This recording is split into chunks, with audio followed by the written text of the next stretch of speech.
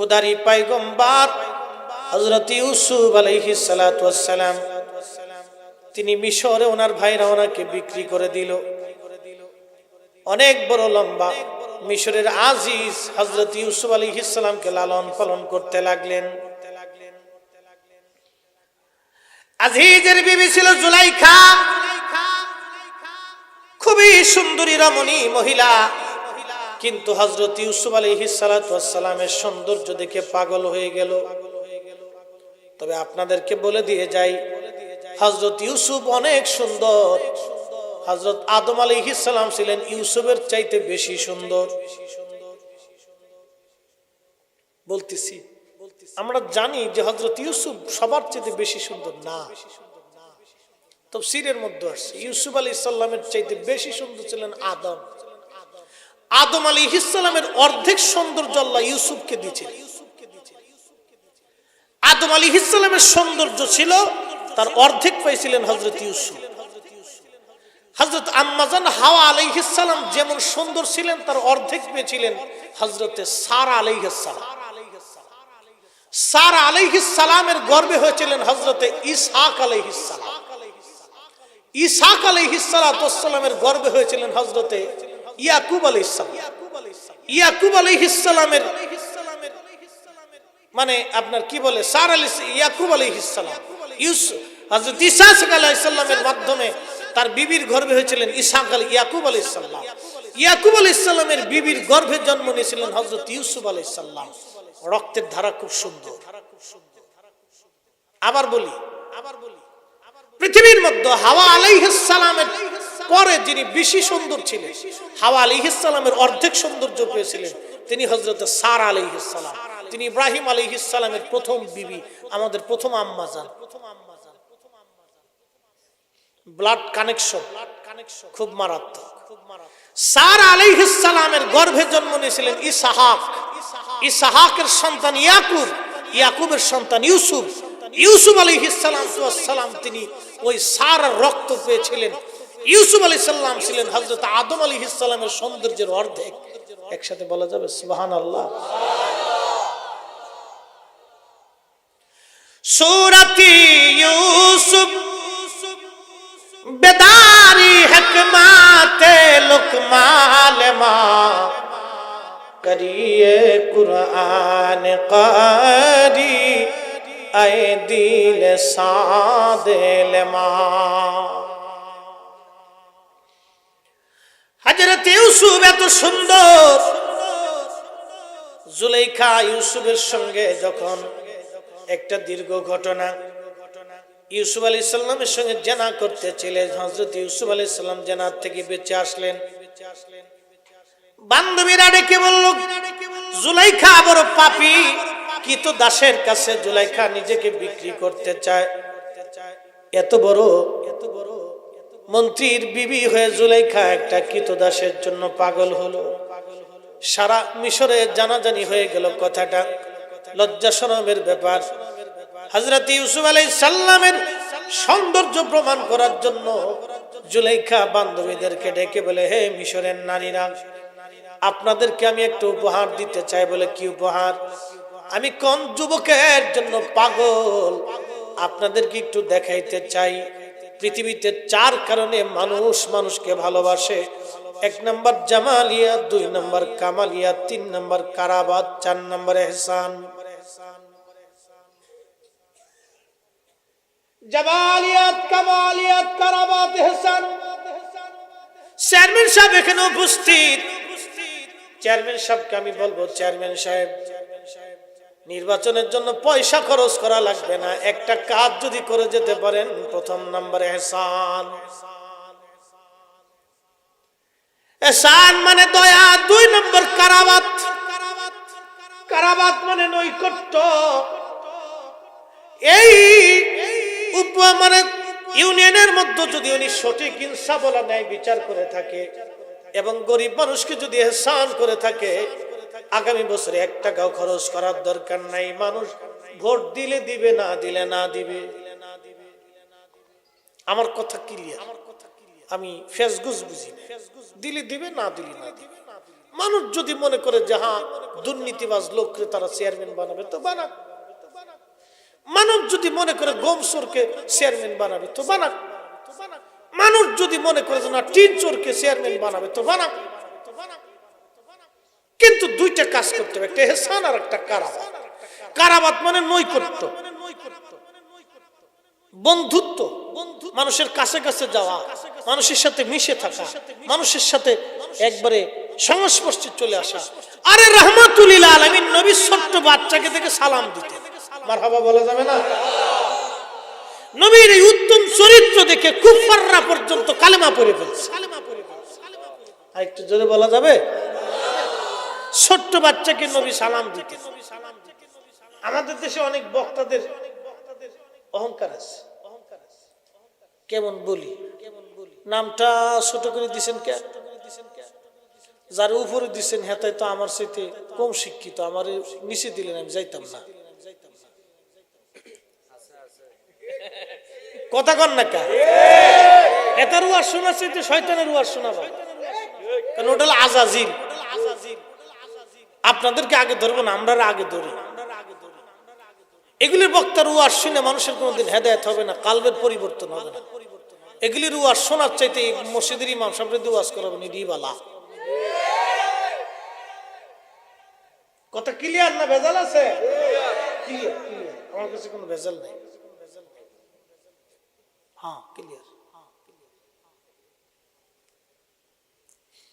অনেক বক্তা আছে, রিসিভ করলেন না কা?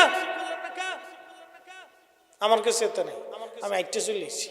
দূর এত টাইম আছে নাকি? আড়াদা মাহফিলে যাই গিয়ে। শোনেন শোনেন, অহংকার আল্লাহর চাদর।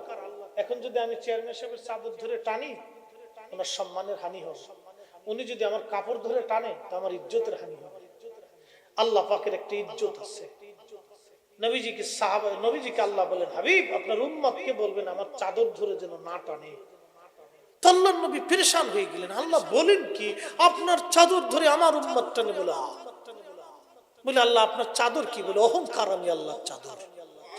হাই হাই হাই, একসাথে জোরে বলা যাবে আল্লাহু আকবার। অহংকার কার চাদর? আল্লাহর চাদর। অহংকার আল্লাহর চাদর। বলে হাবিব আপনার উম্মত যেন অহংকার না করে। মানুষের জীবনে কোনো অহংকার নাই, অহংকার একমাত্র আল্লাহ। মানব জীবনে কোনো অহংকার নাই। কথা বলেন ঠিক না বেঠিক? মানুষের জীবনে কোনো অহংকার নেই।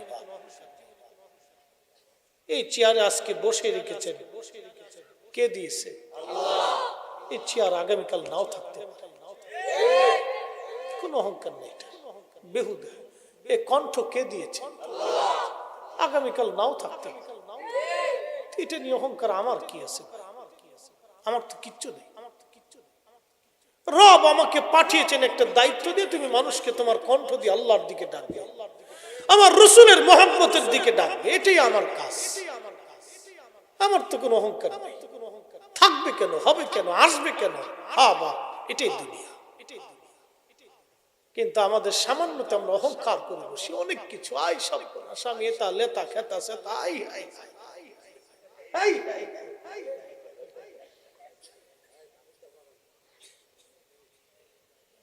হ্যাঁ বাবা, দুনিয়াটা বড় কঠিন জায়গা। এখান থেকে কেউ যদি বেহুশ অবস্থায় চলে যায়, তার জন্য অনেক বড় সর্বনাশ হবে। হে যুবক আপনাকে বলতেছি, হে যুবক আপনাকে বলতেছি, আমি আপনাকে বলতেছি, আপনি এমন একজন নবীর উম্মত, হায় হায়, যার পিছনে সমস্ত নবীরা নামাজ পড়েছে। আপনি এমন একজন নবীর উম্মত যিনি কোনদিন একজন কুফফারের হক পর্যন্ত নষ্ট করে নেই। তিনি এমন একজন নবীর উম্মত, তিনি দাসীকে মা বলতেন। একসাথে বলা যাবে আল্লাহু আকবার। নবীর দাসী ছিলেন উম্মে ইমান, বলতেন উম্মি বাদাল উম্মি, আপনি মায়ের পরে আমার একটা মা। দাসীকে মা ডাকতেন, দাসীর সাথে মা ডাকতেন। আর আমার দেশের কাজের বেটিকে আমি ধমক দিচ্ছি, কামলা বেটি বলে গালি দিচ্ছি, ফকিন্নির বাচ্চা বলে গালি দিচ্ছি। দেখ বেটা, তুই টাকাওয়ালা হয়েছিস, তোর টাকা কে দিয়েছে? বেটা আল্লাহ দিয়েছে। তোকে ফকির করতে আমার আল্লাহ এক সেকেন্ড সময়। ঢাকা শহরে কত মহিলা বাচ্চাদেরকে নির্যাতন করে, কামের মেয়েদেরকে, কাজের মেয়েদেরকে নির্যাতন করে, কষ্ট দেয়। মাঝে মধ্যে খবরে শোনা যায় যে শরীরে ছেদ দিয়েছে, এখানে সেক দিয়েছে। প্রশাসনের উচিত এই সমস্ত মহিলাদেরকে ধরে ধরে নিয়ে ওই বাচ্চাকে যেইভাবে সেক দিয়েছে ওকে ওইভাবে সেক দেয়,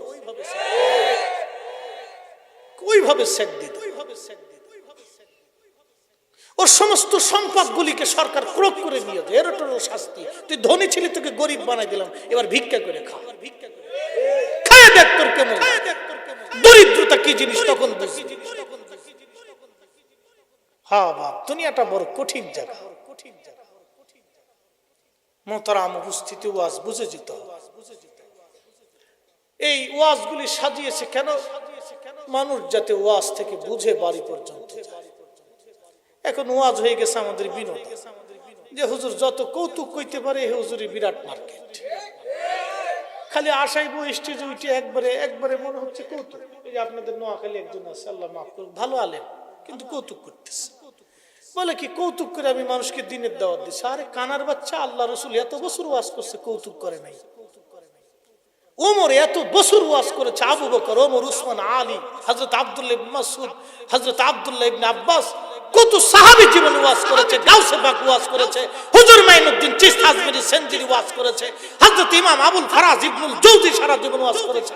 একটা দিনও কৌতুক লাগে নাই, কোন আল্লাহর ওলির জীবনে কৌতুক লাগে নাই। তুই বেটা কৌতুক করে ইসলামের দাওয়াত দিচ্ছ নাকি?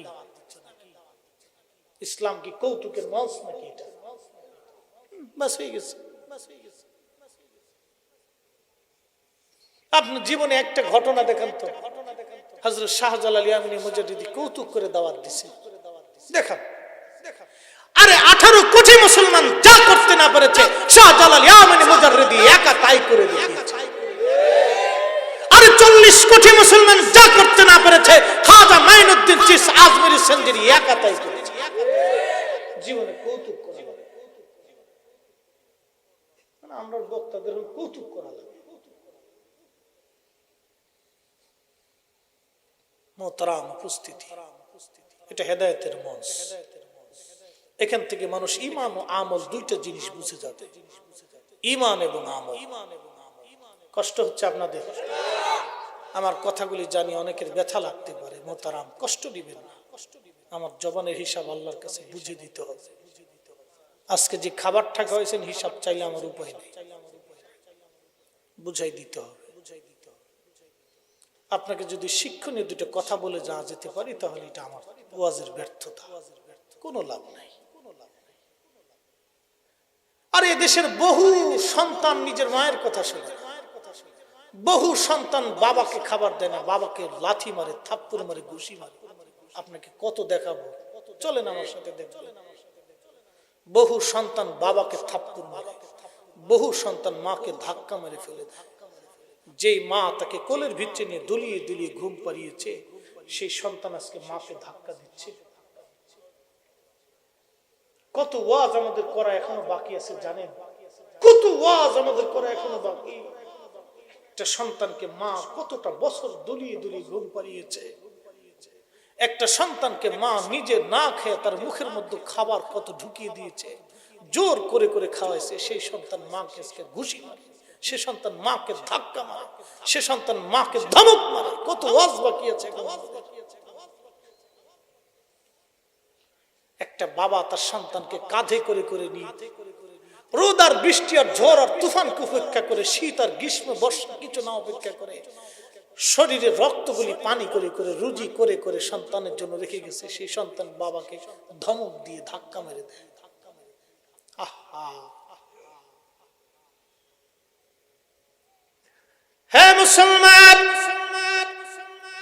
হযরত ইউসুফ আলাইহিস সালামের কথা বলছিলাম। হযরত ইউসুফ আলাইহিস সালাম এত সুন্দর আল্লাহ তাকে বানাইলেন, মিশরের রানীরা, মিশরের মেয়েরা পাগল হয়ে গেল। দেখি জুলাইখা ইউসুফ কেমন, দেখতেই তো হবে। হযরত ইউসুফ আলাইহিস সালামকে অন্দর মহলে রাখা হলো, মহিলাদের হাতে কমলা লেবু দেওয়া হলো আর একটা করে ছুরি। জুলাইখা বললেন, বান্ধবীরা রে, মিশরি নারীরা রে, আমি ইউসুফকে বের করে নিয়ে আসবো, তোমরা ছুরি দিয়ে কমলা লেবু কাটতে থাকবে। তারপরে প্রমাণ হয়ে যাবে ইউসুফের জন্য আমি কেন পাগল, তুমি তারপরে বুঝবে। চারটি কারণে মানুষ মানুষকে ভালোবাসে। এক নম্বর জামালিয়াত, জামালিয়াত মানে সৌন্দর্য। সুন্দর হলে মানুষ পাগল পারা হয়। হযরত ইউসুফের জন্য জুলাইখা কেন পাগল ছিল? হযরত ইউসুফকে পর্দা সরিয়ে নিয়ে আসা হলো। মহিলারা হাত কমলা লেবু কাটতে যাইয়া হাত কুচি কুচি কুচি কুচি করে হাত কেটে ফেলে দিল। হাতে কাটার ব্যথা আর যন্ত্রণা সব তারা ভুলে গেল। হযরত ইউসুফকে এক নজর দেখার সাথে সাথে একবার জোরে বলা যাবে কি সুবহানাল্লাহ? এবার সুবহানাল্লাহ কইছে। আম্মা জান আয়েশাকে জিজ্ঞেস করা হলো, মা নবী কত সুন্দর ছিল? চার মাযহাবের ইমাম হযরত ইমাম রাজব ইবনে হাম্বলি রাহমাতুল্লাহি আলাইহি, পৃথিবীর চার মাযহাবের ইমামরাই রাসূলকে নূরের তৈরি বলেছে। আর আমার দেশের মোল্লা উল্লাহ সুল্লাহ এক নবী হেরার মতো মানুষ। হাই হাই, এটা বুঝাবেন কেমন? পাগল ছাগল আগাছা মাগাছা দেশে কত জন্ম হয়েছে জানি না, বহু জন্ম হয়েছে। কষ্ট হচ্ছে আপনাদের? আমি এইভাবেই হযরত ইউসুফ আলাইহিস সালামকে দেখে হাত যখন কেটে ফেলছে, জুলাইখা ডাক দেখায়, রে বান্ধবীরা দেখলি আমার ইউসুফ কত সুন্দর? আমি ইউসুফের জন্য পাগল, তবে সে পবিত্র, সে আমার সঙ্গে জানা করে নাই, তবে যদি না করে আমি তারে জেলখানায় পাঠাই দিব। বেশি সুন্দর হলেও জ্বালা, মেয়েরা বেশি সুন্দর হলে ছেলেরা উত্তক্ত করে। আমার দেশের বহু বকেটে পোলাপান আছে ইসরে পাকা, কি কথা কর না আছে না নাই? বকেটে এদিকে ধরিয়ে ধরিয়ে 3 রাস্তার মোড়ে ল্যাংটা করিয়া কাপড় উঁচে করে সিটকেনি কষা দেয়, সুন্দর করে মাইরিয়ে একবারে সাইজ করে দিতে হবে। আমার পাল্লা যে কদিন যে কটা পড়ছে ওকে দিছি, ও সারা জীবন মনে থাকবে যে মেরেছে। জীবনে বহুত দিয়েছি আমার স্টুডেন্ট লাইফে, মাদ্রাসাতে যাকে দিয়েছি সে বুঝতে পারছে যে মার খেয়েছি। রুমের ভিতরে হোস্টেলে আটকাই নিয়ে খুব কায়দা মতো কষে দিতাম একবারে। হ্যাঁ, খুব কষে দিছি আমি জীবনে। আমার চেহারা যত নরম দেখেন, ভিতরে আরো কত কঠিন, মারাত্মক কঠিন। আমি যাকে ধরি তাকে খুব সুন্দর মতো কষে দিই, একবারে চামড়া পর্যন্ত উঠে, সোলটা পর্যন্ত উঠাই দিয়েছি।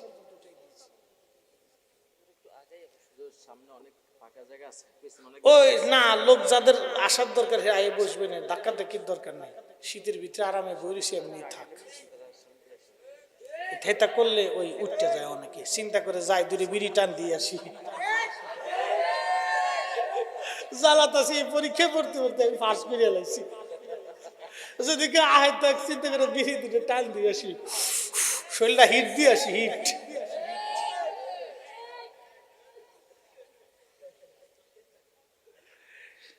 হ্যাঁ যুবক বন্ধু, আপনাকে বলছি, যেই মেয়েটাকে দেখে আপনি উত্তক্ত করেন, এই মেয়েটি কারো মেয়ে, কারো বোন, এই মেয়েটি কারো মেয়ে, কারো বোন। যেই বাবার মেয়ে, সে বাবা কলিজাত থেকে মেয়েটাকে বেশি ভালোবাসে। কথা বলেন ঠিক কিনা? যেই ছেলের বোন, এই ছেলেটা তার বোনকে জীবনের চাইতে বেশি ভালোবাসে। আপনি আপনার বোনকে যেমন ভালোবাসেন, কেউ যদি আপনার বোনকে উত্ত্যক্ত করতো আপনার কেমন লাগতো? কেউ যদি আপনার মেয়েকে উত্ত্যক্ত করে আপনার কেমন লাগবে? বুঝেন তো? এই জন্য বিবেক করা উচিত। আল্লাহ কবুল করুক। আওয়াজ তুলে জোরে বলেন আমিন। হযরত ইউসুফ আলাইহিস সালাতু ওয়াস সালামকে জেলখানায় দিয়ে দেয়া হলো। অনেক লম্বা ওয়াজ। বিনা দোষী ইউসুফ জেলখানায় 1-2 বছর না, প্রায় 6-7 বছর পর্যন্ত জেলখানায় খাটতে লাগলেন। বিনা কারণে বহু মানুষ জেল খাটে, বিনা কারণে বহু মানুষ জেল খাটে।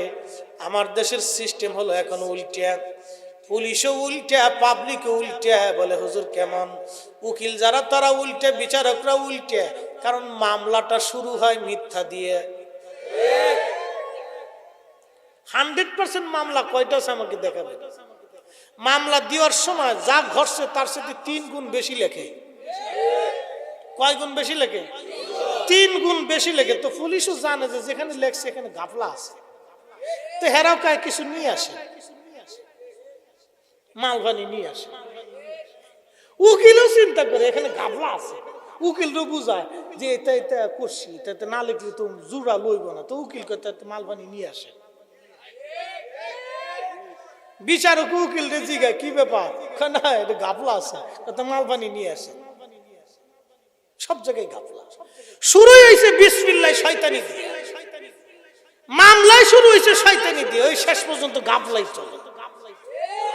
আর আমরা মানুষই ভালো হইতে পারলাম না, খামহা পুলিশ দারোগা উকিল মুক্তার দোষ দিয়ে লাভ কি ভাই?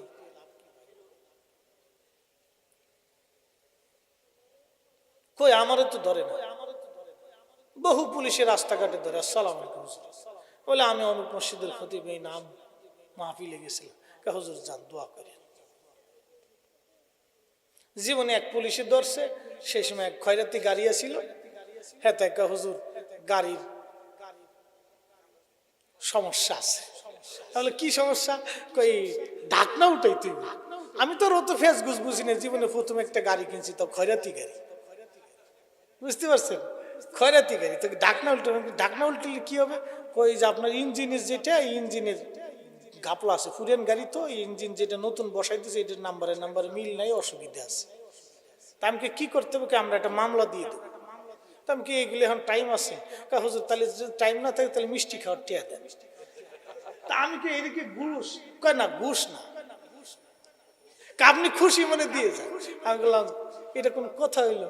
কেন না হুজুর আপনি তো আজ নসিহত করেন, এই আমরা গেলে দোয়া খায়ের করেন, আমরা কয়েকজন দাঁড়াই টাড়াই রয়েছি, একটু মিষ্টি খাওয়ার টিয়া দিয়ে যান। আর কি করে তা চিন্তা করলাম, আচ্ছা ঠিক আছে যান, দিলাম মিষ্টি খাই। তো 200 টিয়া দিচ্ছি। হুজুর 200 টাকা মিষ্টি 1 কেজি পাওয়া যাবে?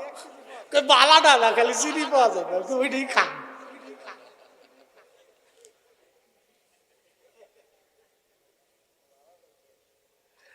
না, প্রশাসনের ভিতরে অনেক ভালো লোক আছে, অনেক ভালো মানুষ আছে, বিশ্বাস করবেন না যে কত ভালো লোক আছে,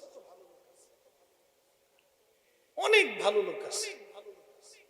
বিশ্বাসই করার কারণে যে লোক এত ভালো সলিড মানুষ আছে, বহু আছে ভাই। ভালো না হলে পৃথিবী চলে? চলে না। ভালো আছে, এক ঘুমে দোষ দিয়ে লাভ নেই, এটা দিয়ে না। সব জায়গায় ভালো মন্দ আছে, ভালো মন্দ দিয়ে পৃথিবী আল্লাহ সাজাইছে। হযরত ইউসুফ আলাইহিস সালাম জেলখানায় বিনা কারণে জেল খাটতে লাগলেন। বহু বছর পরে আল্লাহ পাকের একটা খেলা ঘটলো। মিশরের ফেরাউন যিনি ছিলেন, বাচ্চাদেরকে ফেরাউন বলা হতো, মিশরি বাচ্চাদেরকে ফেরাউন বলা হতো, তাদের উপাধি ছিল ফেরাউন, ফেরাউন বলা হতো। ওই তৎকালীন জমানার যিনি বাচ্চা ছিলেন, এই বাচ্চা একটা স্বপ্ন দেখলেন। স্বপ্নটা হলো 7টা দুর্বল গাভীকে সবল গাভীতে খেয়ে ফেলতেছে, 7টা শীষকে, তাজা শীষকে শুকনো শিশি খেয়ে ফেলতেছে। এই স্বপ্নটা দেখার পরে বাচ্চা ভয় পেয়ে গেলেন। স্বপ্ন, এখন স্বপ্নের মাসালা বলে দিয়ে যাই। জীবনে বহু স্বপ্ন আপনারা দেখেন, আজকে মাসালা বলি। স্বপ্ন যদি খারাপ দেখেন তাহলে বাম দিকে 3 বার থুতু নিক্ষেপ করে আউযু বিল্লাহি মিনাশ শাইতানির রাজিম বলে ডান কেঁদে শুয়ে থাকবেন। স্বপ্নের ব্যাখ্যা সবার কাছে চাইতে যাবেন না, কারণ স্বপ্নটার ব্যাখ্যা যদি আপনাকে বলে দেওয়া হয় যা বলবে তাই হবে। ভালো মন্দ যারা বুঝে না তাদের কাছ থেকে স্বপ্নের ব্যাখ্যা জানবেন না। স্বপ্ন 30 বছর পরেও হলেও স্বপ্ন ফলে যায়।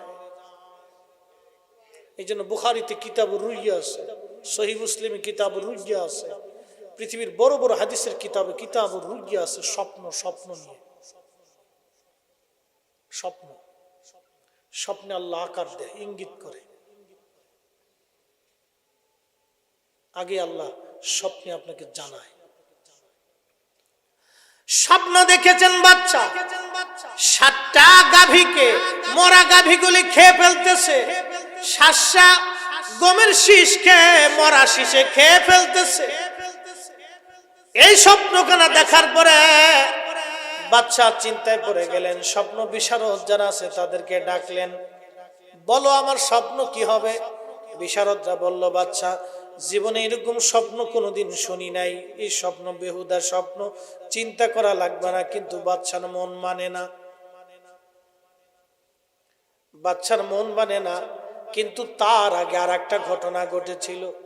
জেলখানায় যখন তিনি ছিলেন, ওই জেলখানার ভিতরে দুইটা লোক বাদশার কাজ করত। দুইটা লোকের জেলখানায় জেল হয়ে গেল। তা একজন লোকের স্বপ্ন দেখতেছিলেন যে ওনার মাথার উপরে রুটি, এই রুটি কাকেরা খেয়ে ফেলতেছে। আর একজন স্বপ্ন দেখলেন তিনি বাচ্চাকে সাকি পরিবেশন করতেছেন, মানে শরবত খাওয়াইতেছেন, ফলের রস। এই স্বপ্ন দেখার পরে দুই কয়েদি হযরত ইউসুফ আলাইহিস সালামের কাছে বসলেন। ও ইউসুফ, আপনি তো স্বপ্নে পারদর্শী, আমি যে দুইটা স্বপ্ন দেখলাম স্বপ্নের কথা কি একটু বলে দিবেন? হযরত ইউসুফ বললেন, কি স্বপ্ন বলবেন কি? প্রথম জন বলেন, আমি স্বপ্ন দেখলাম আমার মাথার উপরে রুটির ঝাঁকা, এই রুটিগুলি কাকেরা খেয়ে ফেলতেছে।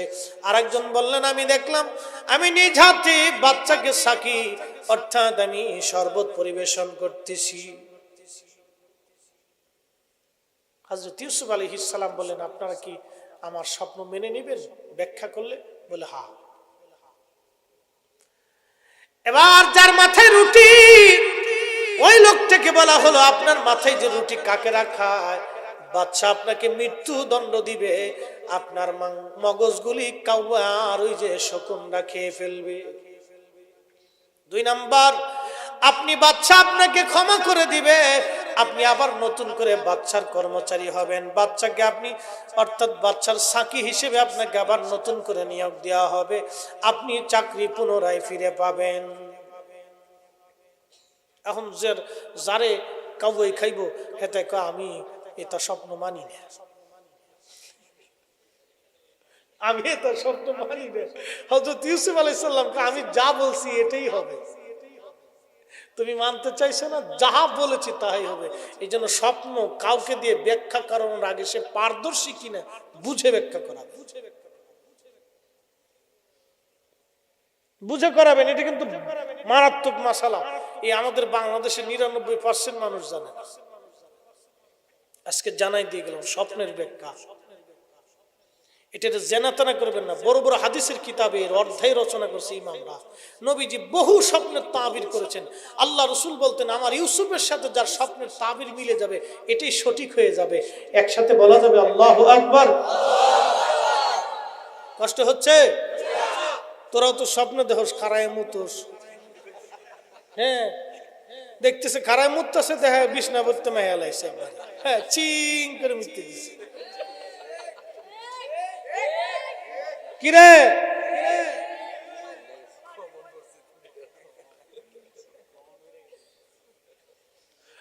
সামনে দিয়েছে, ও রাস্তার কুড়ার দ্বারা ধরে মুততেছে, উঠতে দিয়ে বিছটা ভিজিয়ে লাইছে।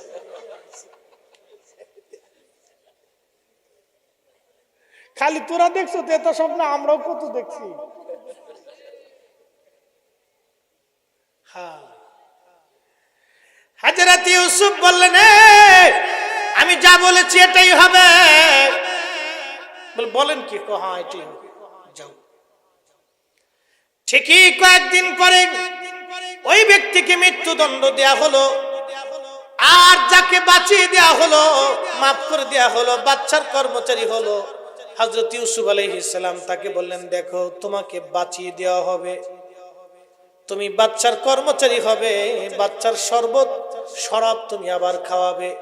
তবে হ্যাঁ, একটা কথা বলে রাখি, আমি যে নির্দোষ, এই জেলখানায় বছরের পর বছর ধরে আমি নির্দোষ জেল কাটতেছি, এই কথাটা তুমি বাচ্চাকে যাইয়া বলবা।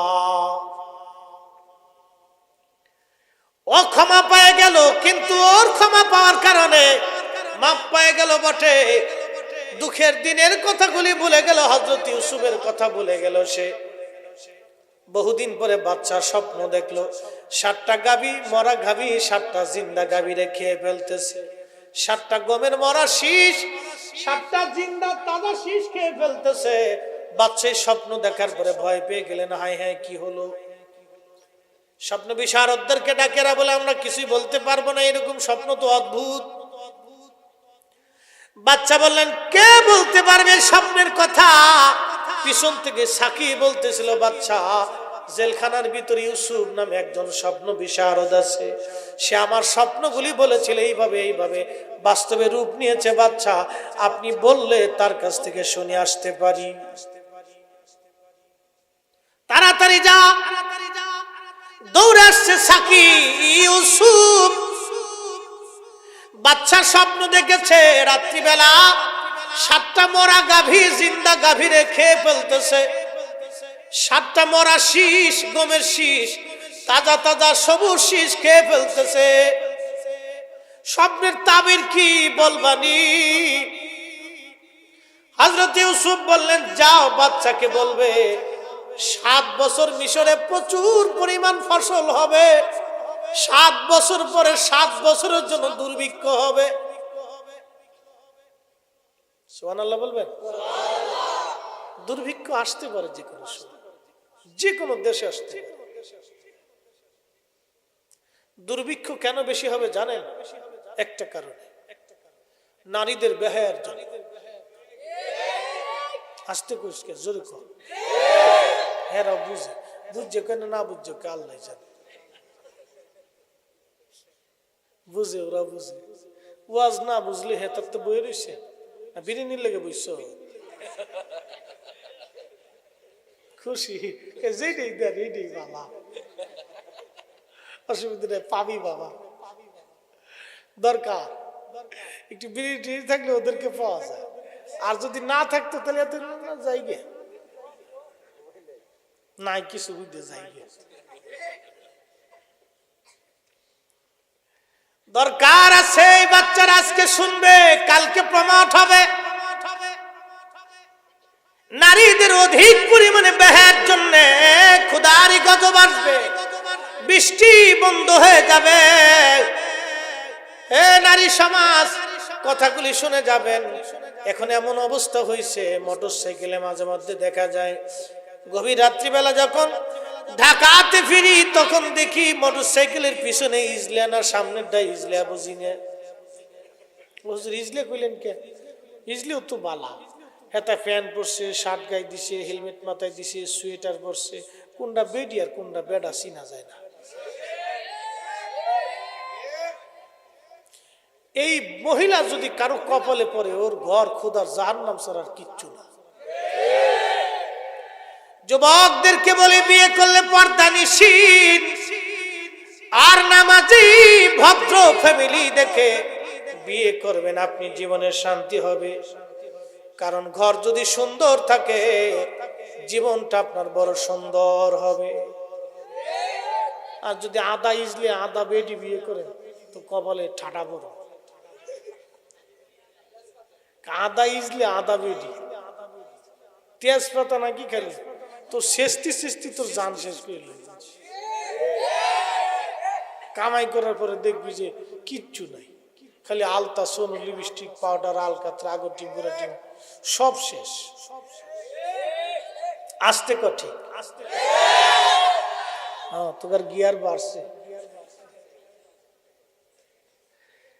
এ বাজান, হযরত ইউসুফ আলাইহিস সালাতু ওয়াস সালাম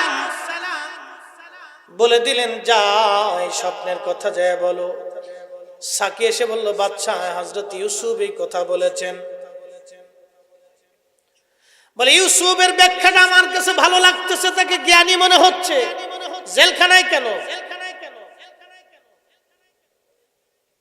ইউসুফকে বের করে নিয়ে আসো জেলখানা থেকে। মারহাবা কর। খেলা কার? বুঝছেন? হযরত ইউসুফকে জেলখানা থেকে বের করে নিয়ে আসেন।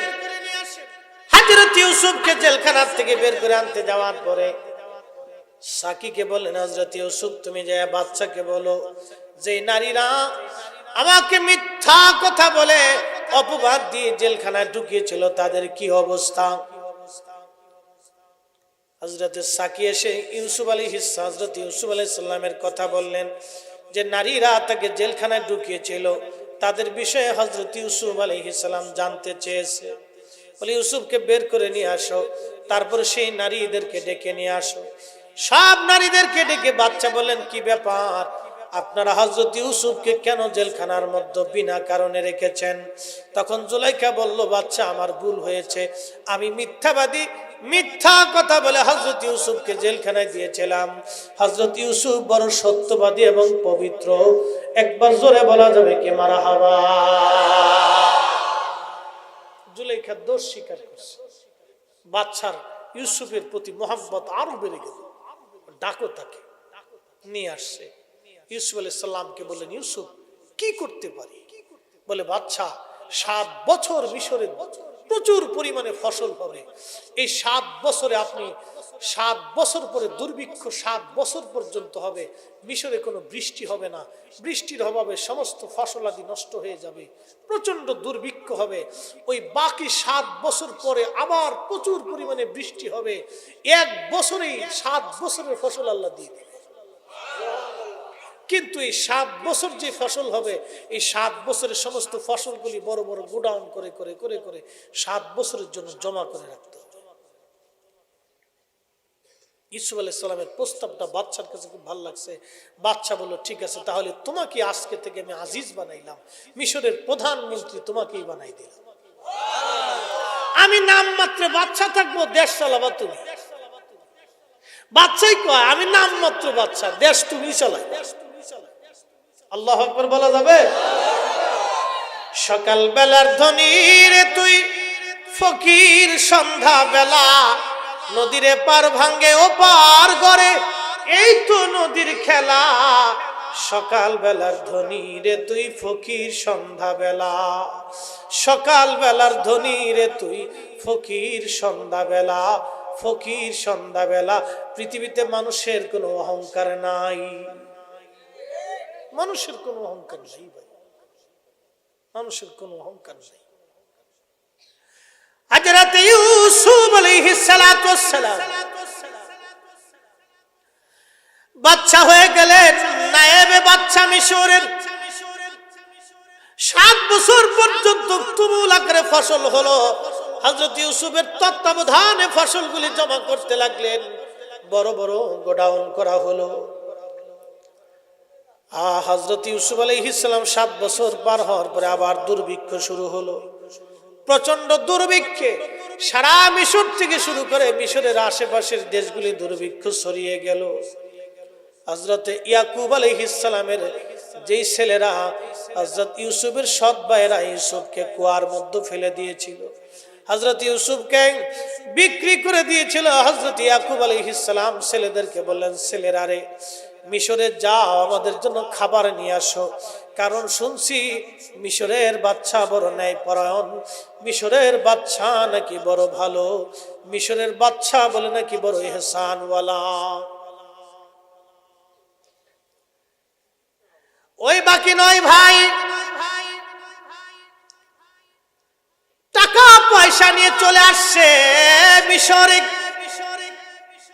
মিশরে আসার পরে খাদ্য নেওয়ার জন্য আসছে, খাবার নেওয়ার জন্য।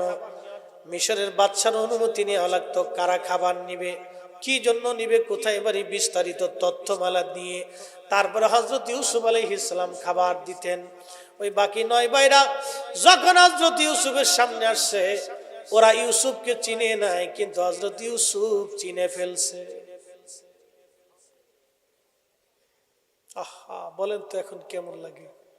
ভাইরা আসছে, যে ভাইরা তাকে নির্যাতন করে কুয়ার মধ্যে ফেলে দিয়েছিল, যে ভাইরা তাকে বিক্রি করে দিয়েছিল, আজকে সেই ভাইরা হযরত ইউসুফের সামনে সেজদায় পড়ে রয়েছে, বিনয়ে বিনয়ে বলতেছে, বাদশাহে নামদার, আমরা খুব অভাবী আর গরিব আর মিসকিন, এদেশে খাবারের জন্য আসছি, আমাদেরকে কিছু দয়া করে দেন। হযরত ইউসুফ আলাইহিস সালাম নিজেকে স্থির করে ফেললেন, বললেন যে তোমরা সত্যি কথা বলো। বলে, দেখেন বাদশা, আমাদের বাবা হযরত আইয়ুব আলাইহিস সালাম, ইয়াকুব আলাইহিস সালাম, তিনি আল্লাহর একজন নবী। আমাদের আরেকটা ভাই আছে বিনিয়ামিন, সে বাবার কাছেই থাকে, সে সবার ছোট। আরেকটা ভাই হারিয়ে গেছে। মিথ্যা কথা বলতেছে। আর একটা ভাই হারিয়ে গেছে। হযরত ইউসুফ আলাইহিস সালাম বলেন, সত্য করে বলেন আর একটা ভাই হারিয়ে গেছে, তাকে আর পাওয়া যায় না। আমরা এখন আসছি, আমাদেরকে খাবার দিয়ে দেন। হযরত ইউসুফ আলাইহিস সালাম খাদ্যমন্ত্রীকে বললেন, তাদের জন্য খাবার দিয়ে দেন। হযরত ইউসুফ বলেন, খাবার দিতে পারি। এই বছরে এক একজনের জন্য আমি যেই পরিমাণে খাবার দিই সেই পরিমাণ খাবার তোমাদেরকে দিয়ে দিব। আগামী বছর তো যখন তোমরা আসবে তখন তোমাদের ওই ছোট ভাইটাকে সাথে করে নিয়ে আসবে। ছোট ভাইটা হযরত ইউসুফ আলাইহিস সালামের সহোদর ছিল, ছোট্ট ভাই। মোহাব্বত লাগতেছে, আমার ওই ভাই না, বলতেছে তোমাদের ওই ছোট ভাইকে নিয়ে আসবে, যদি না আনো তাহলে তোমাদেরকে আগামী বছর কোনো খাবার দিব না, যাও। হযরত ইউসুফ বললেন, ওদের যে টুপলার ভিতরে খাবার দিব, গম দিব, ওই গমের মধ্যে ওদের টাকাগুলি ফেরত দিয়ে দিবা। গোপনে গমের বস্তার ভিতরে ওরা যে দিরহাম দিয়েছে, টাকা, গমের মূল্য পরিশোধ করে দিয়েছে, আমার পক্ষ থেকে ওই টাকাগুলি তাদের বস্তার মধ্যে ভরে দিবা। মারহাবা কর। দেখেন তো, একটু চিন্তা করেন, যে ভাইরা তাকে হাত পা বেঁধে কুয়ার মধ্যে মেরে ফেলে দিয়েছিল, আজকে হযরত ইউসুফ আলাইহিস সালাম তাদেরকে কত বড় ইহসান করতেছে। একসাথে জোরে বলা যাবে মারহাবা। ইহসানের কারণে একজন মানুষ মানুষকে মহব্বত করে। ইহসান, ইহসান, দয়া, দয়া, দয়া। আপনাকে দয়া বুঝাচ্ছি, কষ্ট হচ্ছে? এই ওয়াজ করতে গেলে সারা রাত যাইব, সারা রাত যাইব। থাকবেন তো ফজর পর্যন্ত? কে কে আসেন ইনশাল্লাহ? আচ্ছা আচ্ছা, হাত নামান। ফজর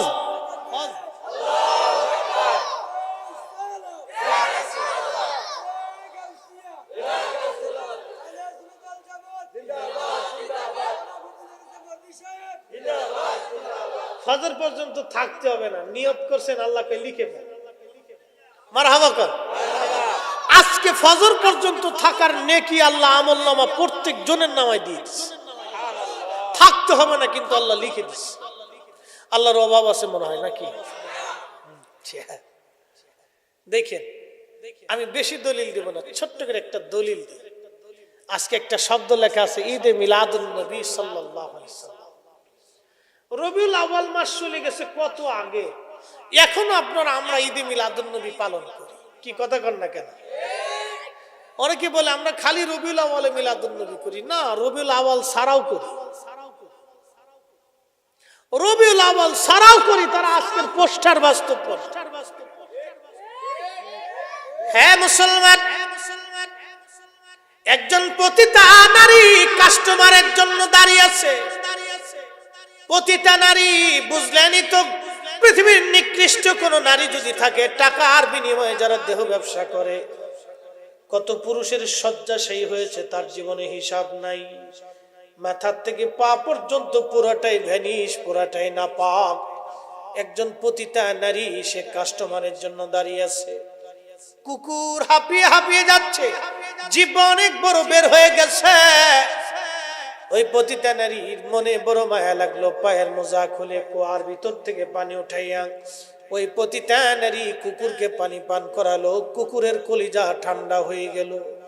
আল্লাহর কাছে এত ভালো লাগছে, সারা জীবনের জেনার গুনাহগুলি, ওই পতিতা নারী সব গুনাহগুলি আল্লাহ পাক পতিতা নারীর গুনাহগুলিকে মাফ করে দিয়ে বেহেশতের তাসনিম নদীর পানি দিয়ে গোসল করায় আমার আল্লাহ ওই পতিতা নারীরে পবিত্র বানায়া জান্নাতি বানাই দিছে। মনোযোগ দিয়ে, আমরা মিলাদুন নবীতে তাবারক দেখি না? অনেক ভাইদের শরীরে জ্বলে, কেটে দাঁত, চুলকেতে চুলকেতে গা হয়ে গেছে কতটি। কি কথা কন না? অনেক ভাইদের চুলকে চুলকে গা হয়ে গেছে। এই লোকে কয় ডুবে দাঁত। মনোযোগ দিবেন তো, একটা পতিতা নারী, তার জীবনের কত গুনাহ, হাই হাই হাই হাই, কত গুনাহ, হাই হাই হাই। সে কত পুরুষের শয্যাশায়ী হয়েছে, কত পুরুষের শয্যাশায়ী হয়েছে, ভাবলেও ঘৃণা লাগে। যদি জিজ্ঞেস করি বন্ধু পতিতা নারী বিয়ে করবি, বলে পৃথিবী উল্টে গেলেও হবে না। যদি মুরব্বীকে বলি বাবা পতিতা নারী আপনার ছেলের সাথে বিয়ে দিবেন, বলে পৃথিবী উল্টে গেলেও হবে না। সেই পতিতা নারী একটা কুকুরকে পানি পান করানোর জন্য আল্লাহ তার জীবনের সব গুনাহগুলি মাফ করে দিল। আর রাসূলের আগমনে খুশি হয়ে আল্লাহর গুনাহের কাজ হয়ে গেল। ফতোয়া দিছে উল্লাহ মোল্লা সুল্লাহ। কি বাস করবে? আরে পতিতা নারীকে পানি, কুকুরকে পানি পান করানোর জন্য পতিতা নারীর জীবনের গুনাহ মাফ হলে নবীর উম্মতকে নবীর আগমনে খুশি হওয়ার জন্য আমরা যদি ভালো খাবার খাওয়াইতে পারি, আল্লাহ বান্দাকে খাওয়ানোর জন্য আমাদের জীবনের গুনাহ মাফ করবে।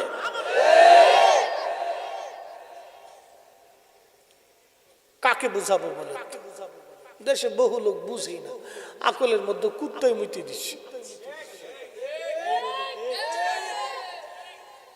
বলে কুত্তাও মুতে, মুতছে দেই তো বুঝে না। আপনারা আসেন, চলবে? হ্যাঁ ঠিক আছে, চলবে? হ্যাঁ ঠিক আছে। মুসলি খুব পাকা, মুসলি চাইছিল। মুসলি একজনের ছাগলখালী মসজিদে যাইছিল, ইমাম সাহেবকে কি মিয়া ছাগলখালী মসজিদে, কেউ বুঝে না হেল লেগে যা, আমি বুঝি হেল লেগে যাই না।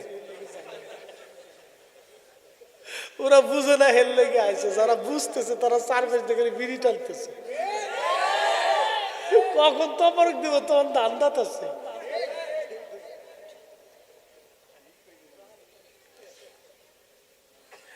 হ্যাঁ বাজান, হযরত ইউসুফ আলাইহিস সালাম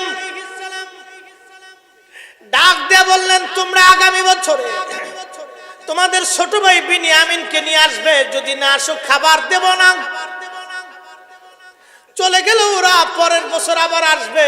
হযরত ইয়াকুবকে বলেন আব্বা জান দেখেন তো ওরা খাবার ফিরিয়ে দিছে, টাকা ফেরত দিয়ে দিছে। বাদশা কত বড় বাদশা, দিলদার, দিলওয়ালা, ইহসানওয়ালা। কিন্তু এই বছর শর্ত ছোট, বিনিয়ামিনকে নিয়ে যেতে হবে। যদি অনুমতি না দেন আব্বা জান না খেয়ে থাকা লাগবে। হযরত ইয়াকুব বলতেছিলেন সন্তানের, আরে তোমাদের জন্য আমি একটা সন্তান হারিয়ে কেঁদে কেঁদে কেঁদে কেঁদে আজ আমি অন্ধ হয়ে গেছি রে। আমি ইয়াকুব আজ অন্ধ হয়ে গেছি। আহা, ইউসুফ কি এতটাই ভালোবাসতেন, বিরহ বেদনা সহ্য করতে না পারে কেঁদে কেঁদে কেঁদে কেঁদে অন্ধ হয়ে গিয়েছিলেন, চোখ সাদা হয়ে গিয়েছিল, খালি কাঁদতেন, খালি কাঁদতেন। ইয়াকুব ডেকে বলতেছে, রে সন্তানেরা, আমার ইউসুফের কথা কি তোমাদের মনে আছে? আমি একা ইউসুফকে হারিয়ে আজকে অন্ধ হয়ে গেছি কেঁদে কেঁদে, আবার বিনিয়ামিনকে তোমরা নিতে চাও? বলে আব্বাজান খোদার কসম করে বলি, আমরা ইউসুফের ব্যাপারে যেমন ভুল হয়েছে বিনিয়ামিনের ব্যাপারে ভুল হবে না। হযরত ইয়াকুব বললেন ঠিক আছে নিয়ে যাও আমার বিনিয়ামিনকে। নিয়ে আসা হলো বিনিয়ামিনকে হযরত ইউসুফ আলাইহিস সালামের রাজ দরবারে। তখনও ভাইরা জানে না ইনি ইউসুফ। বিনিয়ামিনকে নিয়ে আসার পরে ছোট্ট বিনিয়ামিনকে দেখে হযরত ইউসুফ সহ্য করতে পারেন নাই, তাড়াতাড়ি ভিতরে নিয়ে বিনিয়ামিনকে জড়িয়ে ধরে আদর করে বললেন, বিনিয়ামিন তুমি চিনো নাই আমি তোমার ভাই ইউসুফ। হ্যাঁ জোরে বলেন আল্লাহু আকবার। আমি তোমার ভাই ইউসুফ। আরে ভাই ভাইয়ের প্রতি কি মায়া! এখন ভাই বাপ মরে গেলে ভাই ভাই জমি জমা নিয়ে কিলিকিলি করে। একসাথে ঘুমাইছে, একসাথে খায়, ঝগড়া কিন্তু ভাই ভাই লাগাইছে না, ঝগড়া লাগাইছে তৃতীয় পক্ষ। এই তৃতীয় পক্ষের নাম হলো জন্ডিস রোগ, কিন্তু জাগা মতো ধরছি। আমরা এমবিবিএস ডাক্তার না, কিন্তু কলবের ডাক্তার। এই জন্ডিসে ভেজালটা বাধা। ভাই ভাই কিন্তু সারা বছর ঝগড়া নেই, একসাথে খাইছে, একসাথে ঘুমাচ্ছে। যখন বিয়েটা হয়ে গেছে দুই পক্ষ আসার সাথে জন্ডিসে জন্ডিসে ঝগড়া করে। এই জন্ডিসের জ্বালায় ফ্যামিলির ভিতরে ঝগড়াটা বাঁধে। আমরা এই জন্ডিসদেরকে মানুষ বানাইতে পারতেছি না। এদেশের জন্ডিসটা যেই সময় মানুষ হয়ে যাবে সেই দিন বুঝবেন আমাদের দেশে আর কোনো অশান্তি লাগবে না। কি বাজান খারাপ কইছি আমি? জামেলা কিন্তু জন্ডিসে পাকা। জন্ডিস বুঝছেন তো? বেশি ভাঙ্গেছে রে কইলে আগামী বছর আমার আর দাওয়াত দিবেন না। মাস্টার সাহেবকে বলছে, মাস্টার সাহেব ওই হুজুর আর আইলেন না, আনলে কিন্তু টাকা দেবো না, টাকা। হযরত ইউসুফ আলাইহিস সালাম ভাইকে সান্ত্বনা দিয়ে বলেন, বিনিয়ামিন তুমি আমার কাছেই থাকবে, চিন্তা করো না, আমি আব্বাজানকে আনাচ্ছি, তবে এই 9 জনকে শিক্ষা দিয়ে এলে আগে। হযরত ইউসুফ আলাইহিস সালাম এবার বললেন, ঠিক আছে তোমরা কথা রাখছো, তবে তোমাদের কি বলবা, ওই সেই ভাইটা কোথায় আছে? বলবা কি সেই ভাইটা কোথায়? বলে না, হারাই গেছে। আচ্ছা ঠিক আছে, খাবার দিয়ে দেয়া হলো 10 জনের জন্য, বিনিয়ামিন সহ। ওই যিনি খাবারের অর্থমন্ত্রী ছিলেন তাকে কানে কানে বলে দেয়া হলো, বাদশার পেয়ালা, ইউসুফ আলাইহিস সালামের পেয়ালা তুমি আমার ছোট ভাই বিনিয়ামিনের ওই গমের বস্তার মধ্যে লুকাই দিবা। কারণ আগের জমানাতে যারা চুরি করত শাস্তি ছিল, ইউসুফের শরীয়তে কেউ যদি কারো বাড়িতে চুরি করে ধরা পড়তো তাহলে সারা জীবন তার গোলামি খাটা লাগতো, সারা জীবন গোলামি খাটা লাগতো। হযরত ইউসুফ আলাইহিস সালাম বিনিয়ামিনকে বস্তার ভিতরে ওই পান পাত্র দিয়ে দিলেন, পেয়ালা দিয়ে দিলেন। যখন ওরা বের হয়ে যায়, হযরত ইউসুফ আলাইহিস সালামের কাছে সামান্য অর্থ নিয়ে আসছে ওরা। বাদশা, আমরা গরিব মানুষ, আমাদের বাবা আব্বাজান খোদার পয়গম্বর, খুবই দরিদ্র, আমার আব্বাজান অন্ধ হয়ে গেছে, আমাদেরকে একটু দয়া করেন। হযরত ইউসুফ আলাইহিস সালাম কম মূল্যে তাদের কাছে গম বিক্রি করে দিলেন। কিন্তু ওই 10 জন যখন খাবার নিয়ে বের হয়, প্রহরীরা বললেন, দাঁড়াও দাঁড়াও, আমাদের পান পাত্র চুরি হয়েছে, বাদশার পাত্র চুরি হয়েছে, তোমাদের মধ্যে কেউ না কেউ চুরি করেছে। তখন 9 ভাই বললো, না না না না, সর্বনাশ, আমরা এই কাজ করি নাই। তখন লোকেরা জিজ্ঞেস করলো, যদি করে থাকো তাহলে কি শাস্তি হবে? বলে, যার বস্তার ভিতরে পান পাত্র পাওয়া যাবে সেই তা ইউসুফ বাদশার গোলামি করবে। বলে, সত্যি তো? বলে, হ্যাঁ। হযরত ইউসুফ তো চালাকি করে রাখছিলেন আগে, কারণ বিনিয়ামিন ছোট ভাইকে নিজের কাছে রেখে দিবেন, ওদেরকে তো বিশ্বাস করা যায় না। ছোট ভাইটাকে নিজের কাছে রেখে দিবেন, বহুদিন পরে ছোট ভাইরে পাইছে। হযরত ইউসুফ আলাইহিস সালাম বললেন, এদেরকে ধরে নিয়ে আসো। ধরে আনার পরে সবার গমের বস্তা খোঁজার পরে দেখা গেল বিনিয়ামিনের গমের বস্তার ভিতরে বাদশার পান পাত্র। তখন ওই 9 ভাই ডাক দিয়ে বলতেছে, হে বাদশা, ইনি এই যে আমাদের ছোট ভাই, আমাদের সেই ছোট ভাইটা অর্থাৎ বিনিয়ামিন আমাদের বৈমাত্রীয় অন্য মায়ের সন্তান, কিন্তু ওর একটা বড় ভাই ছিল, তার নাম ছিল ইউসুফ, হেও চুরি করছিল। চিন্তা করতে বসে ইউসুফের সামনে বসে, হাতে ইউসুফ ছিল, নাম হেও চুরি করছিল। তার মানে ঘটনা কিন্তু মিথ্যা না, ইউসুফ কিন্তু চোর না। ঘটনা ঘটছিল হলো, ইউসুফ আলাইহিস সালামের ফুফু ইউসুফকে খুব ভালোবাসত। ইউসুফের ফুফু ইয়াকুব আলাইহিস সালামের বোন ভাইয়ের কাছে এসে বলতো, আমার ইউসুফকে দিয়ে দে, আমি ইউসুফকে আমার লালন পালন করবো। অনেক ফুফুরা বাইকনিকের খুব মহব্বত করে না, খুব মহব্বত করে দেখবে, খালারা খুব মায়া করে, আমার দিয়ে দে, আদর করে। তো ইউসুফ আলাইহিস সালামকে খুব আদর করতো।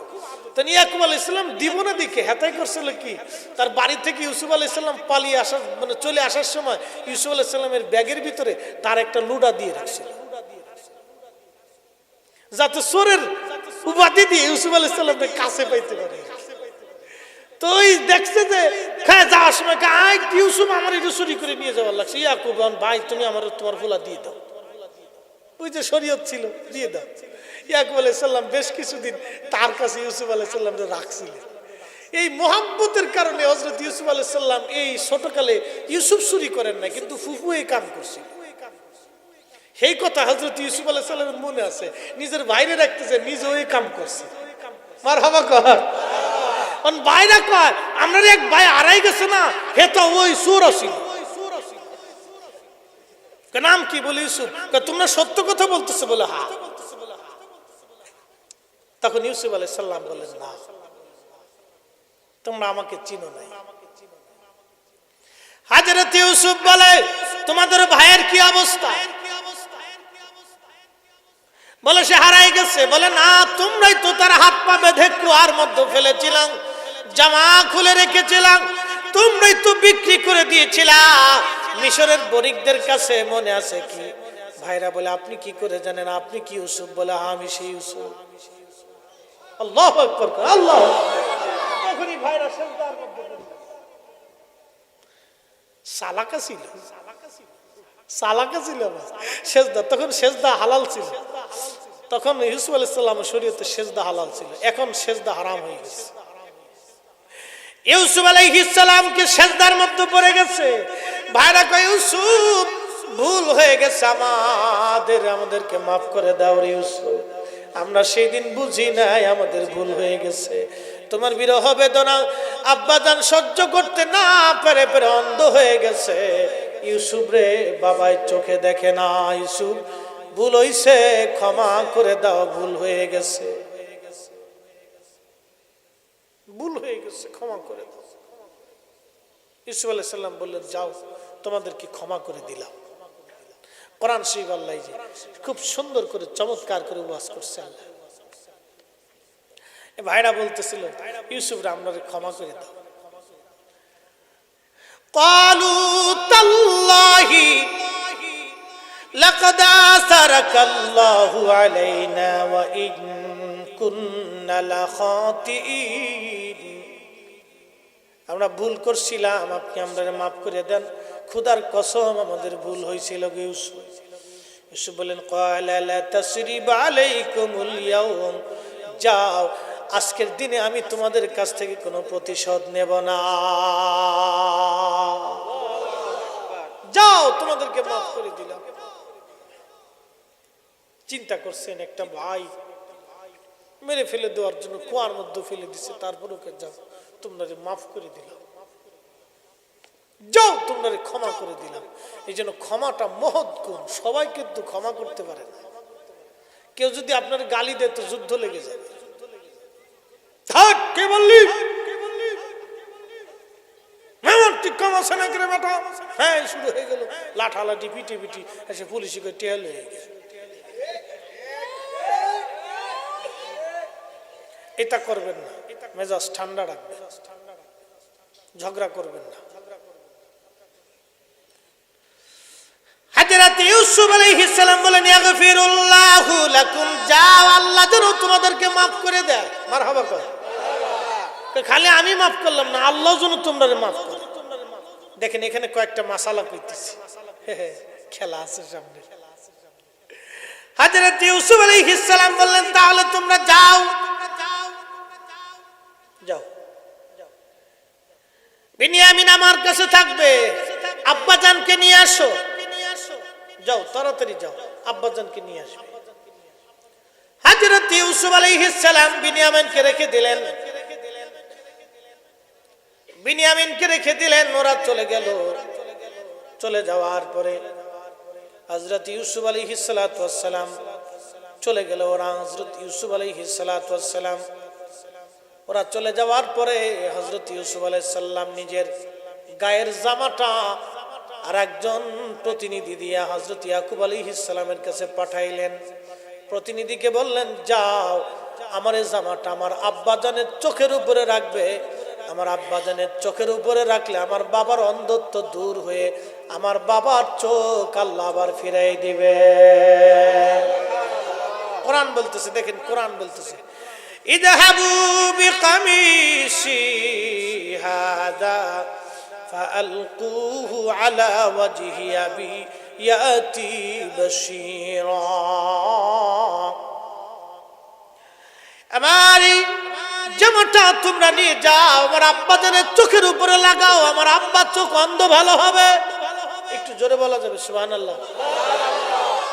অ্যাটেনশন। ওই যে বলছি মাসালা বলবো, আমার দেশে একদল আছে উসিলা মানে না, উসিলা মানে না, আছে না ভাই? তার ভিতরে খুব জটিল হলো যারা বুকে হাত বেঁধে নামাজ পড়ে। 20 টাকা তারাবিরে 8 টাকা বানাইছে, 12 টাকা চুরি করছে। জুতা চোর মসজিদে আসে না রে? তোগারও জুতা চুরি হয়, তার মানে বুঝে গেল তোগার সাইজেরও চোর আছে। আর আমরা জুতা চুরি হলে তাহলে আমরা সাইজের চোর আছে, আর তোগর যদি জুতা চুরি হয় তাহলে বোঝা যাবে তোগর সাইজের চোর আছে। কি জ্বালার জ্বালা। আচ্ছা, খুব মনোযোগ দিন। এরা ওয়াজ করে কি জানেন? যিনি গরু বেচেন তিনি বিক্রেতা, যিনি কিনেন তিনি ক্রেতা, মাঝখানে যিনি সমন্বয় করেন তিনি হলো দালাল। ওদের যুক্তি সুন্দর দেখেন। আমরা চাবো কার কাছে? পাবলিকে, আল্লাহর কাছে। দিবে কে? বলে আল্লাহ। তো আল্লাহর কাছে সরাসরি চাবো, আল্লাহ সরাসরি দিবে। মাঝখানে উসিলা নামক কোন দালালের আমাদের প্রয়োজন নাই। দেখেন যুক্তি খুব সুন্দর। এখন কোরআন কি বলতেছে? ইউসুফ বলে ইযহাবু বিকামিসি হাযা ফাআলকুহু আলা ওয়াজহি আবিয়াতি বাসীরা। তোমরা আমার পিতার চোখের উপরে লাগাও, এই জামার কারণে আমার বাবার চোখের আলো ফিরে পাবে। আচ্ছা, চোখের আলো দেয় কে? নেয় কে? তো মাঝখানে জামার দরকার কি? আবার বলি, চোখের আলো দেয় কে? নেয় কে? তো মাঝখানে আবার ইউসুফের জামার দরকার কি? জোরে কর, আরো জোরে। যারা উসিলা মানে না তারা কোরআন মানে না। কি কথা বলেন, ঠিক কিনা? তাহলে বুঝে গেল আমরা বেদাতি না হেরা বেদাতি, আমরা বেদাতি না হেরা বেদাতি। ওরাই হলো অরিজিনাল বেদাতি। বেদাতি চিনে যাবেন, ওরা হলো অরিজিনাল নিকৃষ্ট বেদাতি। নাহলে কোরআন শরীফ মিথ্যা হবে। আর আমি কোরআন পড়ে পড়ে আপনাদেরকে শোনাচ্ছি। ولما فصلت العير قال أبوهم إني لأجد ريح يوسف لولا أن تفندون।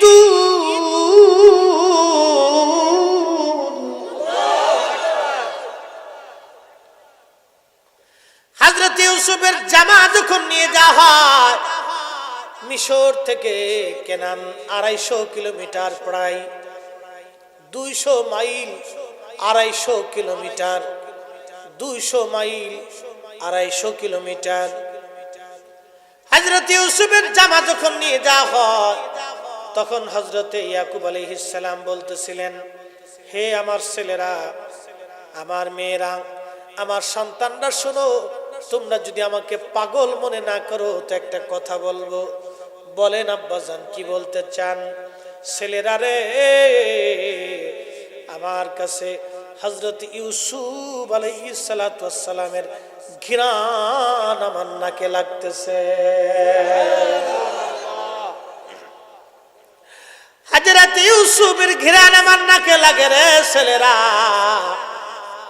হযরত ইউসুফ আলাইহিস সালামের ঘ্রাণ আমার নাকে লাগতেছে। তখন ছেলেরা বলল, ক্বালু তাল্লাহি, আল্লাহর কসম করে বলি হে আব্বাজান, ইন্নাকা লাফি দালালিকাল কদিম, আপনি তো সেই পুরাতন ইউসুফের প্রেমেই বিভোর হয়ে আছেন। আপনি তো ঘ্রাণ পান না, বরং ইউসুফের জন্য আপনি পাগল হয়ে এখনো আছেন। এটার নাম ভালোবাসা। এই ভালোবাসা, ঘ্রাণ তো ঠিকই গেছে, কিন্তু ছেলেরা বলতেছে ইন্নাকা লাফি দালালিকাল কদিম, আপনি তো সেই পুরাতন মোহে ভালোবাসাতে নিমগ্ন আছেন।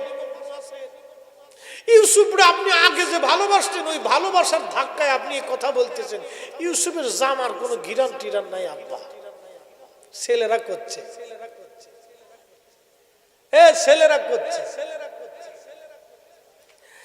আপনি তো হযরতে ইউসুফের পুরাতন প্রেমে বিভোর। এই দলালিকাল কদিম, দলাল শব্দের অর্থ হলো ভ্রষ্ট। বাহ্যিক অর্থ ভ্রষ্ট, কিন্তু অনেকগুলি অর্থে এই দলাল শব্দ ব্যবহৃত হয়। সবসময় ভ্রষ্টতায় দলাল শব্দ ব্যবহার হয় না। কোরআনে কিছু কিছু ক্ষেত্রে দলাল শব্দ ব্যবহার হয় প্রেমে নিমগ্ন হওয়ার কারণে।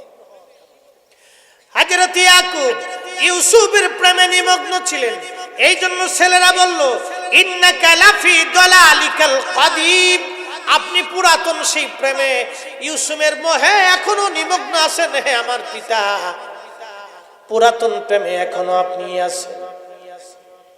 বাজান, হযরতে ইউসুফ আলাইহিস সালাতু ওয়াস সালামের জামানা হলো। ফালাম্মা আন জাআল বাশীর আলকাহু আলা ওয়াজহিহি ফারতাদ্দা বাশীরা। একবার আওয়াজ তুলে জোরে বলা যাবে আল্লাহু আকবার। ওই জামানে হযরতে ইউসুফ আলাইহিস সালামের জামানে ইয়াকুবের চোখের মধ্যে যখন রাখা হলো, সাথে সাথে আমার আল্লাহ চোখের আলো আবার ফিরাই দিলেন। সুবহানাল্লাহ। কে বলতেছে এই ঘটনা? কি আমি বলি না, কে বলে? আল্লাহ। কে বলে? কে? জামা ছাড়া আল্লাহ কি চোখের আলো দিতে পারে না? তাহলে ইউসুফ আর ইয়াকুব দুজনে উসিলা মেইনটেইন করেছে। উসিলাকে যদি কেউ শিরিক মনে করে তাহলে ইউসুফ শিরিক করেছে, ইয়াকুব শিরিক করেছে। আর আল্লাহ কোরআনে এই ঘটনা বর্ণনা করার জন্য তাহলে কি আল্লাহ ভুল বলেছেন? এই কথা উসিলাকে যারা বেদাত আর শিরিক বলবে, ওই হলো জমানার নিকৃষ্ট বেদাতি শয়তানের দালাল। কথা বলেন ঠিক না? আমরা ওলি আল্লাহ পন্থীরা উসিলা মানি কিনা? কথা বলেন মানে কিনা? আমাদের উসিলা দরকার। কথা বলেন ঠিক না? দেশে কত শয়তান তৈরি হচ্ছে, খালি তাফসীর করে গেলে মানে বুঝে যেতে মাসালা বলে দিয়ে যেত। এখানে আরো একটা মাসালা আছে, বলতে গেলে টাইম যাবে। ইন্নাকা লাফি দালালিকাল কাদিম, একটা মাসালা আছে। এই মাসালাটা হলো, আমাদের দেশে একদল নজদি আছে, সূরা দুহার তাফসীর করে। والضحى والليل إذا سجى ما ودعك ربك وما قلى وللآخرة خير لك من الأولى ولسوف يعطيك ربك فترضى ألم يجدك يتيما فآوى ووجدك ضالا فهدى ووجدك ضالا ফাহাদার তাফসীর করতেছি, আমি করি নেই। ইমাম ফখরুদ্দিন রাজি রাহমাতুল্লাহ আলাইহি তাফসীরে কাবীরের মধ্যে তাফসীর করেছেন, আমি আপনাকে শোনাচ্ছি। আল্লামা ইমাম ফখরুদ্দিন রাজি কত বড় ইমাম জানেননি? আজ থেকে 1000 বছর আগের মুজাদ্দিদ, 1000 বছর আগের মুজাদ্দিদ, মুজাদ্দিদে মিল্লাত হযরত ইমাম ফখরুদ্দিন রাজি, ও জমানার আহলে সুন্নাত ওয়াল জামাতের বিরাট বড় ইমাম। আজকের ওয়াহাবিরা তাফসীর করে ওয়াজাদাকা দাল্লান ফাহাদা, নজদিরা তাফসীর করে ও নবী, আল্লাহ আপনাকে পথভ্রষ্ট পেয়েছিলেন, আপনাকে আল্লাহ পথ দেখাইছে। এই যে দেখেন, আপনি অধিক নজদিদের ব্যাখ্যা পড়ে দেখবেন, তাদের এই সূরা দোহার তাফসীর শুনে দেখবেন, ওয়াজে ওরা এই তাফসীর করে। ওয়া জাদাকা দাল্লান ফাহাদা, ও নবী আপনি পথভ্রষ্ট ছিলেন, আল্লাহ আপনাকে হেদায়েত দিবেন। আচ্ছা আপনারা বলেন, নবী যদি পথভ্রষ্ট থাকে তাহলে নবী মনে হয় মিথ্যা বলতো, মূর্তির সামনে মাথা নত করতো। তাহলে পথভ্রষ্ট হলে তো মূর্তির সামনে মাথা নত করার কথা, মিথ্যা সিদ্ধা দুই একটা বলার কথা, অকাম কুকাম দুই একবার করার কথা, মানুষ ঠকানোর কথা, ওই জাহিলিয়াতের প্রথা অনুযায়ী ওই যুদ্ধ বিগ্রহ হাবিজাবি পচা গলা, এই নারীদের অর্ধ উলঙ্গ ল্যাংটা স্যাংটা এগুলি হাবিজাবি করার কথা, জিনা টিনা করার কথা। নবী কখনোই পথভ্রষ্ট ছিলেন না। যারা বলবে নবী পথভ্রষ্ট, ওই হলো অরিজিনাল পথভ্রষ্ট। কথা বলেন ঠিক না? এই দলাল শব্দ দিয়ে আল্লাহ কি বুঝাইছিলেন জানেন? এই অর্থ দলাল আসবে, ইন্নাকা লাফি দালালিকাল কাদিম। ছেলেরা বলতেছে, আব্বা আল্লাহর কসম করে বলি, আপনি ইউসুফকে যেইভাবে ভালোবাসতেন সেই পুরাতন ভালোবাসা আপনার আর গেছে না। এই যে দেখেন, ওয়াজাদাকা দাল্লান ফাহাদা, আল্লাহ বলে হাবিব আপনাকে আমি আমার প্রেমে বিভোর পেয়েছি। সুবহানাল্লাহ কি জোরে হবে। কার প্রেমে? কার প্রেমে? কে প্রেম করেছে? নবী এবং আল্লাহ। ওয়াজাদাকা দাল্লান ফাহাদা। নবী গো, আমি আপনাকে আমি আমার প্রেমে বিভোর পেয়েছি, এরপরে আমি আল্লাহ আপনাকে কোরআন নাজিল করেছি। 40 দিন পর্যন্ত হেরা পর্বতে ধ্যান করেছে নবীজি। ওই 40টা দিন আমার নবীজি আল্লাহর সাথে খালি প্রেম করছে, প্রেম করছে। আল্লাহ পাক ডাক ডাকে ওয়াজাদাকা দাল্লান ফাহাদা, আপনাকে আমি আল্লাহ আমার প্রেমে নিমগ্ন পেয়েছি। প্রেম প্রেম প্রেম। নবীকে যারা বলবে নবী পথভ্রষ্ট ছিলেন, ওরাই হলো জমানার দাজ্জাল বাজান, ওরাই হলো বেদাতি। কথা বলেন ঠিক কিনা? এই জন্য ছোট্ট তাফসীর আপনাদেরকে এখানে করে দিয়ে গেলাম, মনে রাখবেন। তাদের সাথে আমাদের যুদ্ধ কেন? জমি জমা নিয়ে, শালা সম্বন্ধী নিয়ে ঝগড়া করি না, রাজনীতি নিয়েও ঝগড়া নাই। রসুলের ইজ্জতের চাদর ধরলে আমরা 1 সেকেন্ডের জন্য মানব না। ওয়াজ শেষ, খুব মনোযোগ দিয়ে। এবার আপনারা বলেন, উসিলা আছে, উসিলের কথা বলছি। হযরত ইয়াকুবের চোখ ভালো হয়ে গেল, হযরত ইয়াকুবের চোখ ভালো হয়ে গেল। চোখ ভালো হয়ে যাওয়ার পরে কালু, ছেলেরা বলল ইয়া আবানা, হে আমাদের বাবা, আস্তাগফির লানা যুনুবানা ওয়া ইন্না কুন্না খাতিন। হে আমাদের বাবা, আস্তাগফির লানা, আপনি আমাদের জন্য ক্ষমা চাইয়ে দেন। সুবহানাল্লাহ, সুবহানাল্লাহ। যুনুবানা, আমরা গুনাহ করছি, ইন্না কুন্না খাতিন, নিশ্চয় আমরা ভুলের মধ্যে ছিলাম।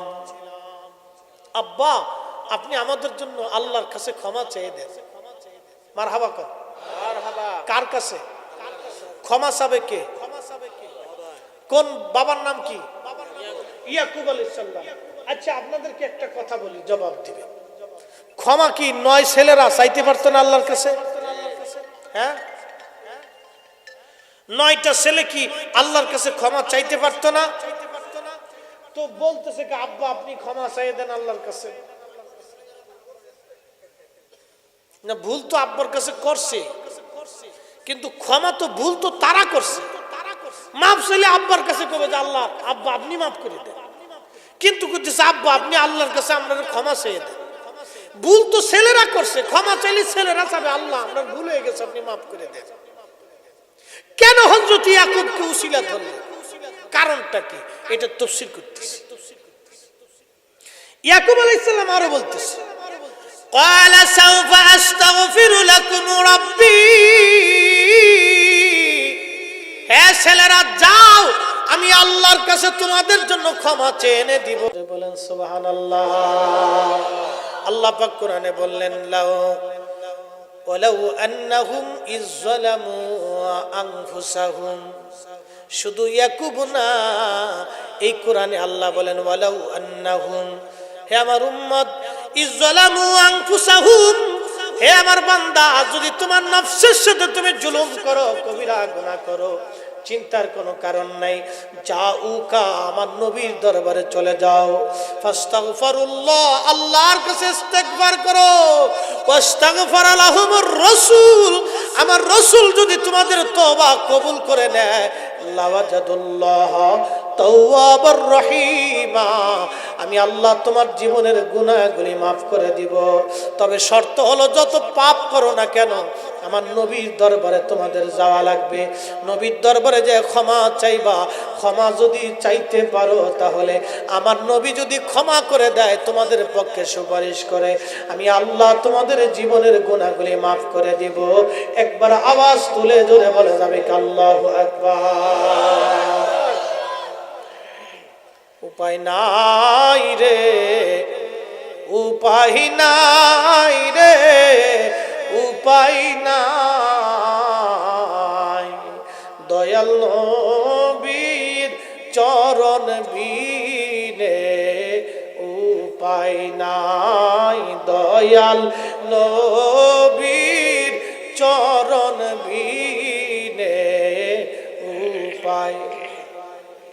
আরে বাজান, হযরত ইয়াকুবের ছেলেরা ইয়াকুবকে ক্ষমার উসিলা ধরছে।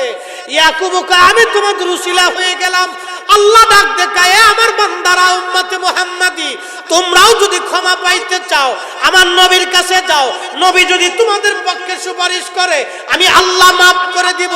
অতএব উম্মতের জন্য নবী ছাড়া ক্ষমার কোনো রাস্তা নাই। উম্মত উসিলা ধরবে নবীকে। যারা বলবে উসিলা মানে শিরিক, উসিলা মানে বেদাত, ওরাই হলো কোরআন বুঝে না, কোরআন মানে না, ওরাই হলো সমাজের অরিজিনাল বেদাতি, ওরাই জাহেল ইহুদিদের দালাল।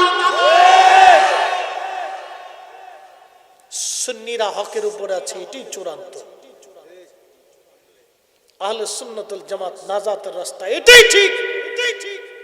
আপনি যদি সুন্নি জামাত